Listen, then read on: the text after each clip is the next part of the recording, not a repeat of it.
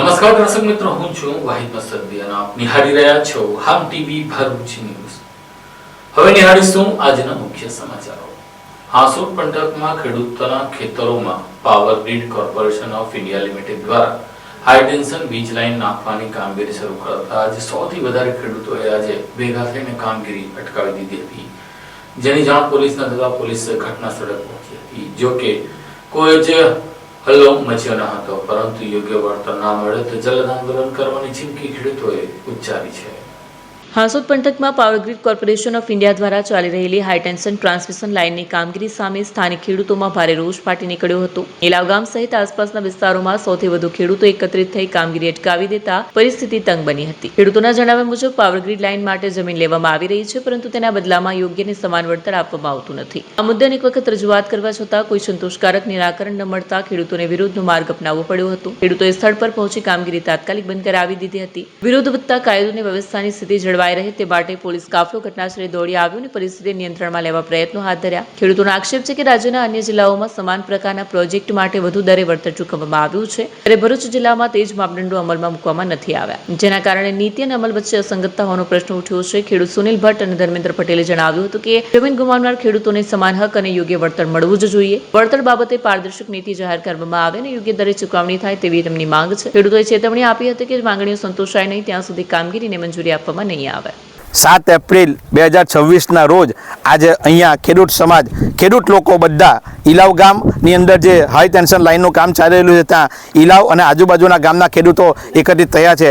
આમ તો ખેડૂતને જગતનો તાત કહેવામાં આવે છે, પરંતુ હાલની પરિસ્થિતિ જોતાં ખેડૂત એ જગતનો તાત નથી રહ્યો, પણ જગતથી ત્રાસી ગયેલો ખેડૂત બની ગયેલો છે।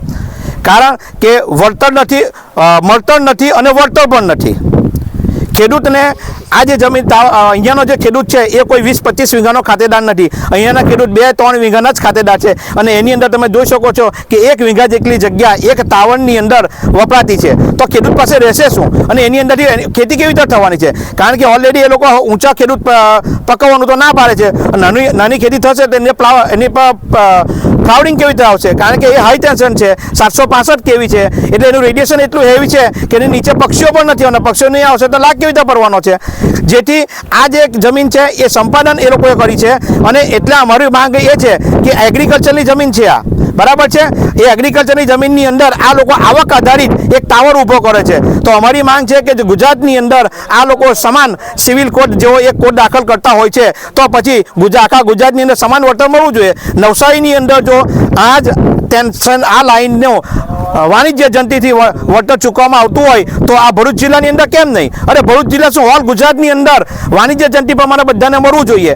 કારણ કે એક સમાન કોડ તમે દાખલ કરતા હોય સરકારશ્રી, તો આ સરકારશ્રીનો અમારો અનુરોધ છે કે તમે યુજીસી જેવો સમાન સિવિલ કોડ દાખલ કરતા હોય તો વળતર માટે એક સમાન રાખો, અને તમે જમીન સંપાદન કરો છો 35 વર્ષ માટે, તો પછી આ અમને એનો માસિક ભાડું, અને સરકારની અંદર પ્રાવધાન પણ છે કે તમે એને માસિક ભાડું ચૂકવી શકો છો, તો તે પ્રમાણે માસિક ભાડું ચૂકવો। તો અમારે આ સરકાર ખેડૂત વતી સરકારને, માન્ય કલેક્ટરશ્રીને પણ એ છે કે તમારી ડીએલવીસી કરેલ અમને માન્ય નથી, તો આ ડીએલવીસીમાં જગતનો તાત એ જગતનો તાત રહે, ત્રાસ નહીં બને, એ માટે તમે ફરીથી આની પર ફેરવિચારા કરો, અને ગુજરાતની અંદર જેમ સમાન સિવિલ કોડ છે તેમ ગુજરાતની અંદર સમાન વળતર, ક્યાં પછી બધાને એક સરખું માસિક કે વાર્ષિક ભાડું ચૂકવવામાં આવે, એવી અમારા ખેડૂતની બધાની માંગ છે। અમે અહીં ઉપસ્થિત આજે 7 એપ્રિલ 2026 અહીં હાંસોટ તાલુકાના અલગ અલગ ગામોમાંથી ઉપસ્થિત બધા જ તમામ અસરગ્રસ્ત ખેડૂતો છે, અને પાવર ગ્રીડ કંપની દ્વારા જે અહીં લાઇન નંખાઈ રહેલી છે એના વિરોધ માટે ભેગા થયા છે। અમને એવું કહેવામાં આવ્યું છે, અને સતત કલેક્ટર ઓફિસેથી સરકાર તરફથી બધાને એવું કહેવામાં આવે છે કે આ રાષ્ટ્રીય હિતનો પ્રોજેક્ટ છે, પબ્લિક ઇન્ટરેસ્ટનો પ્રોજેક્ટ છે, તો એને રોકી ના શકાય। અમે વિકાસના કે આ લાઇનના વિરોધી નથી, અમે એનો વિરોધ નથી કરી રહ્યા। અમારો મૂળ પ્રશ્ન એ છે કે અમને વળતર નથી આપી રહ્યા।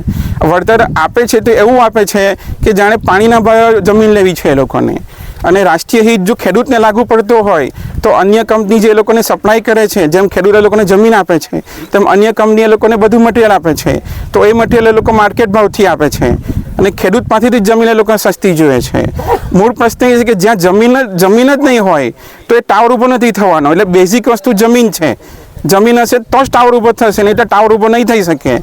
અને અત્યારે કોઈ પણ જગ્યાએ રૂરલ ગમે તેવા અંતરિયાળ વિસ્તારમાં પણ જાઓ તો ત્યાં લગભગ 25 થી 30 લાખે વીંગું વેચાય છે.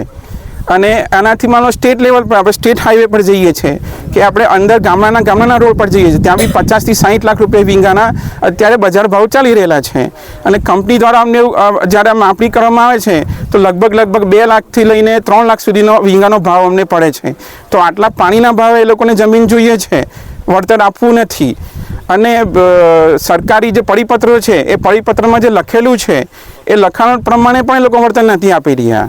અમારી માંગ એ છે, કલેક્ટર સાહેબને પણ અમે ડિમાન્ડ કરી કે જે પરિપત્રો છે, પરિપત્રમાં જે લખ્યું છે, સરકારે લખ્યું છે, અમે અમારા ઘરેથી કશું ટાઈપ નથી કર્યું, એ પરિપત્રમાં જે લખ્યું છે એ પણ અમને આપો.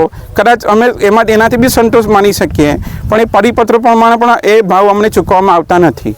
ભરૂચ જિલ્લાના વાતાવરણમાં ફરી આજે અચાનક પલટો આવ્યો હતો. જંબુસર તાલુકાના કાવી સહિતના અનેક વિસ્તારોમાં વીજળીના કડાકા ભડાકા સાથે વરસાદનું ઝાપટું પડ્યું હતું.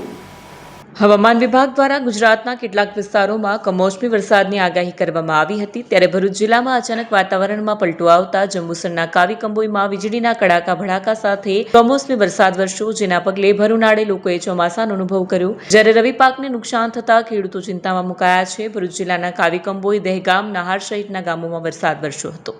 સ્થાનિક સ્વરાજ્યની ચૂંટણીઓમાં તોડજોડની રાજનીતિને લઈને આજે વાગરા ભાજપના મહિલા અગ્રણી અરુણાબેન પટેલે એકાએક પક્ષ સાથે છેડો ફાડી નાખીને આમ આદમી પાર્ટીમાં જોડાયા હતા.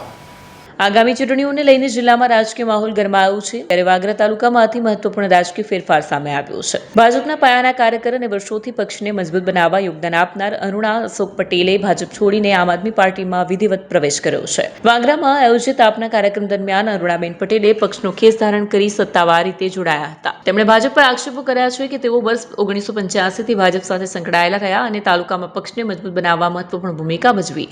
તેમ છતાં વર્તમાન ચૂંટણીમાં સામાન્ય સ્ત્રી માટે સીટ હોવા છતાં તેમને ટિકિટ ન મળતા તેમના માનને ઠેસ પહોંચી હતી. અરુણાબેન પટેલે જણાવ્યું હતું કે વર્ષોની વફાદારી હોવા છતાં પાર્ટી દ્વારા યોગ્ય માન્યતા ન મળતા તેમને અંતે પક્ષ છોડવાનો નિર્ણય લીધો છે. તેમણે વિશ્વાસ વ્યક્ત કર્યો હતો કે જેમણે ભૂતકાળમાં ભાજપને મજબૂત બનાવ્યું તે જ રીતે હવે આપને વાગરા તાલુકામાં મજબૂત બનાવવા માટે પૂરી શક્તિથી કાર્ય કરશે. આ પ્રસંગે આપના આગેવાનોએ ફુલહાર પહેરાવી તેમનું સ્વાગત કર્યું અને આ જોડાણને ભાજપ માટે મોટો રાજકીય ઝટકો ગણાવ્યો હતો.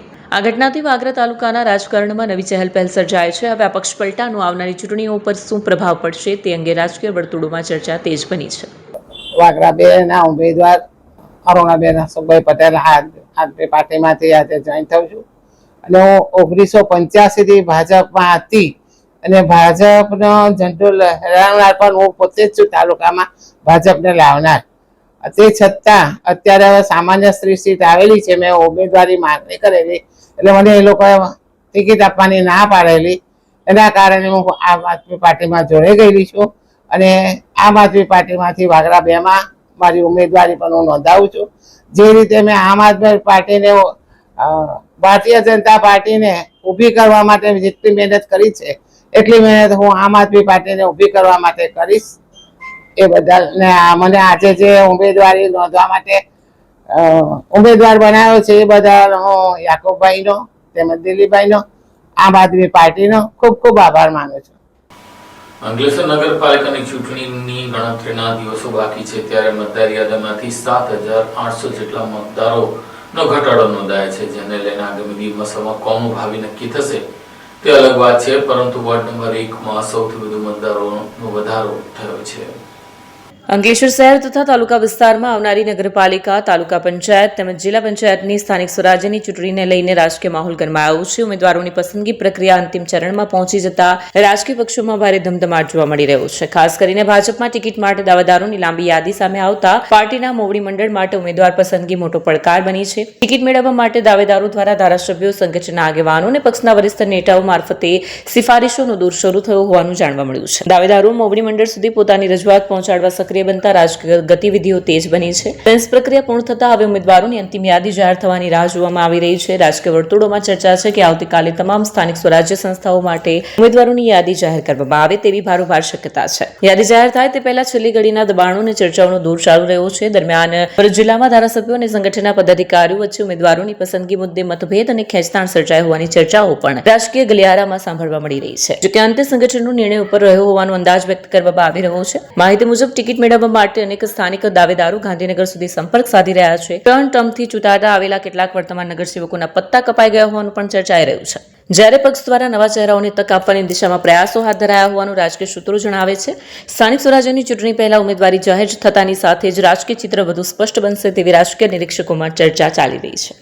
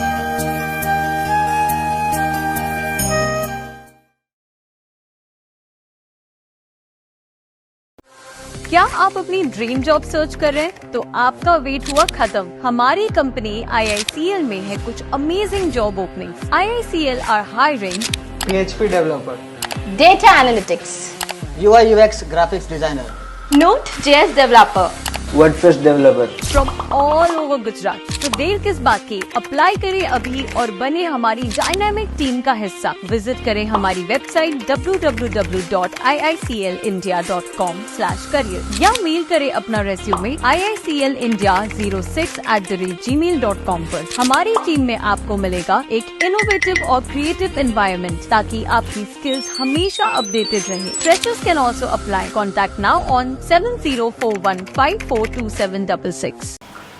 વાલિયા તાલુકાના વટારિયા ગામ ખાતે આવેલી ગણેશ શુગર ફેક્ટરી દ્વારા શેરડીના ભાવ 1 ટન દીઠ 3100 રૂપિયા જાહેર કરવામાં આવ્યો છે. હાંસોડ તાલુકાની પડવાઈ સુગર બાદ હવે વાલિયા તાલુકાના વટાળિયા ગામ સ્થિત ગણેશ શુગર ફેક્ટરીએ આ વર્ષે શેરડીનો ટન દીઠ રૂપિયા 3101 ભાવ જાહેર કરતા ખેડૂતોમાં આનંદની લાગણી ફેલાઈ છે. વટાળિયાની ગણેશ સુગરના સંચાલન માટે રચાયેલી કસ્ટોડિયન કમિટીની બેઠકમાં સંસ્થા અને સભાસદ ખેડૂતોના સંયુક્ત હિતને ધ્યાનમાં રાખી નિર્ણય લેવાયો હોવાનું જાહેર કર્યું હતું. વિકાસ ફંડ માટે રૂપિયા 31 પ્રતિ ટન કપાત રાખવામાં આવી છે. ભાવ જાહેર થતા વિસ્તારના શેરડી ઉત્પાદક ખેડૂતોમાં ઉત્સાહનો માહોલ જોવા મળ્યો છે. ઉલ્લેખનીય છે કે તાજેતરમાં દક્ષિણ ગુજરાતની મોટાભાગની સુગર ફેક્ટરીઓ સહિત હાંસોટની પડવાઈ સુગર ફેક્ટરીએ શેરડીનું ટન દીઠ રૂપિયા 3121 બહાર પાડ્યું હતું. ત્યારબાદ હવે વટારિયાની ગણેશ સુગર ફેક્ટરીએ પણ શેરડીનો ટન દીઠ ભાવ જાહેર કર્યા છે.